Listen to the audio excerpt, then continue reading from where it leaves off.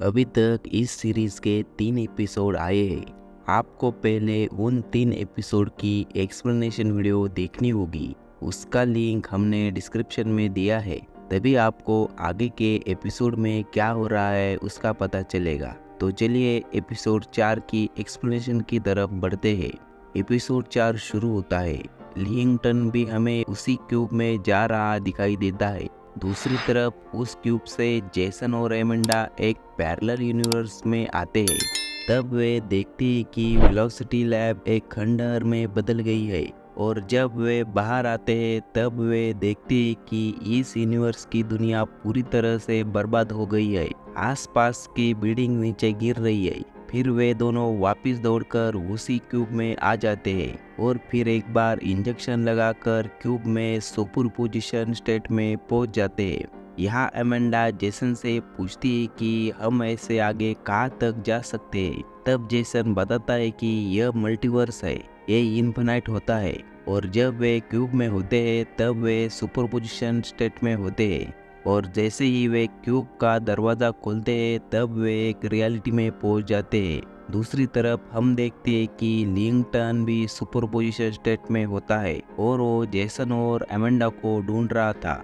यहाँ यूनिवर्स ए में scientist Jason को कॉलेज के लड़कों को पढ़ाने में कोई इंटरेस्ट नहीं होता है, इसलिए वो अपना प्रोफेसर का जॉब छोड़ देता है।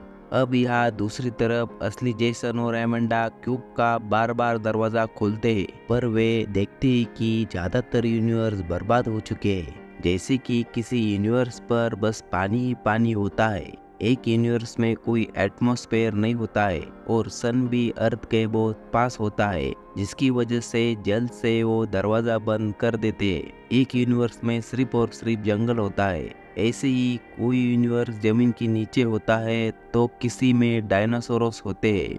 अब वे थक गए होते हैं। उनके इंजेक्शन का असर खत्म होने से पहले एक अच्छा यूनिवर्स उन्हें ढूंढना होता है, ताकि उन्हें सर्वाइव करने के लिए पानी और खाना मिल सके। फिर वे एक दरवाज़ा खोलते हैं, तब वो यूनिवर्स अच्छी हालत में होता है और उनमें वो वेलोसिटी लैब भी होती है। तभी वह उन दोनों को उस यूनिवर्स के लिंगटन, जेसन और एमेंडा दिखाई देते हैं, जहां लिंगटन उस यूनिवर्स के एमेंडा को जान से मार डालता है। तब यह देख वे घबराकर वापस क्यूब में भागते हैं। फिर वो आगे दूसरे दरवाज़ा खोलते हैं, तब आगे अलग अलग रियलिटी दिखाई देती है, पर कोई यूनिवर्स काम का नहीं होता है। फिर थककर एमेंडा जेसन से कहती कि जरूर साइंटिस्ट जेसन के पास कुछ लॉजिक या फिर कुछ थ्योरी होगी, जिसके चलते वो जिस पर्टिकुलर यूनिवर्स में जाना चाहता है उस यूनिवर्स में जा सकता है। क्योंकि अभी तक इसके पास ऐसा कोई लॉजिक या थ्योरी नहीं होती, इसलिए इन्हें हर एक दरवाजा खोलकर देखना पड़ रहा था। आखिर में परेशान होकर एमेंडा एक तेज हवा और बर्फीले यूनिवर्स में जाती है। जेसन उसे रोकता है, पर वो नहीं सुनती। आगे जाने के बाद अमेंडा की ठंड के कारण हालत खराब होने लगती है। यह देख जेसन उसे एक घर में लेकर जाता है। उस घर में सब कुछ बर्फ के कारण जम गया होता है। वहाँ पानी और लाइट नहीं होती है। फिर जेसन जैसे तैसे आग जलाता है और एमेंडा को उसके सामने बिठाता है। अब यहाँ यूनिवर्स ए में साइंटिस्ट जेसन अपने रिच फ्रेंड लिंगटन से मिलता है और उसे बताता है कि उसने टीचर की जॉब छोड़ दी है और वो वापस अपने रिसर्च प्रोजेक्ट पर काम शुरू करना चाहता है, जिसमें वो उसे इन्वेस्ट करने के लिए कहता है। पर इस लिंगटन ने अपने पैसे रायन के न्यूरोटिक कंपनी में इन्वेस्ट किए थे, इसलिए अब वो किसी दूसरे प्रोजेक्ट में इन्वेस्ट नहीं करना चाहता था, इसलिए वो जेसन को मना कर देता है। तब जेसन उसे वह क्यूब दिखाने लेकर जाता है।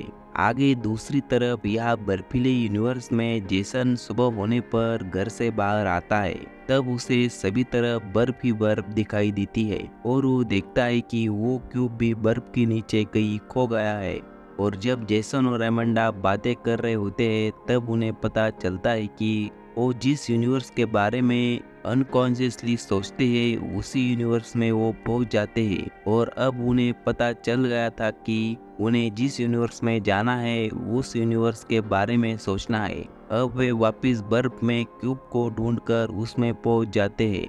यहाँ साइंटिस्ट जेसन लिंगटन को क्यूब क्या है और क्या कर सकता है यह दिखाता है और लिंगटन को बताता है कि वो एक दूसरे यूनिवर्स से आया है।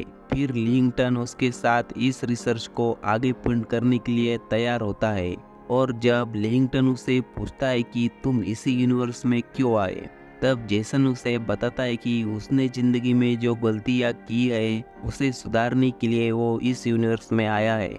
यहाँ एमेंडा से जेसन को साइंटिस्ट जेसन के बारे में पता चलता है कि वह अपनी लाइफ में खुश नहीं था और डेनिलिया के साथ अपनी लाइफ मिस करता था, इसलिए वो अन्य दूसरे यूनिवर्स में जाकर वेल्दी या ज़्यादा सक्सेसफुल बनने के बजाय प्रोफेसर जेसन के यूनिवर्स को चुनता है। यह यूनिवर्स ए में जेसन घर आता है। आज उसके बेटे चार्ली का बर्थडे था। फिर वो उसे एक कार गिफ्ट करता है जिसे देखकर चार्ली बहुत खुश होता है।